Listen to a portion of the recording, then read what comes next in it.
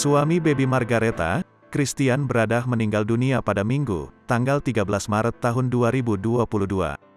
Baby Margaretha membagikan cuplikan video saat dirinya mengantarkan mendiang suami ke tempat terakhir.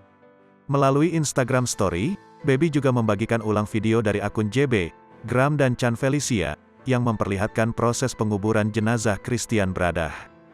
Jenazah Bradach dimakamkam di Bandung, Jawa Barat. Terlihat di video tersebut Baby menangis kencang saat mendiang suami berada di liang lahat.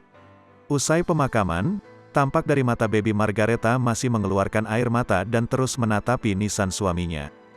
Didampingi kerabatnya, Baby juga menaburkan bunga ke makam suami tercintanya. Di Instagramnya, rekan artis juga menyampaikan belasungkawa atas meninggalnya suami Baby Margaretha.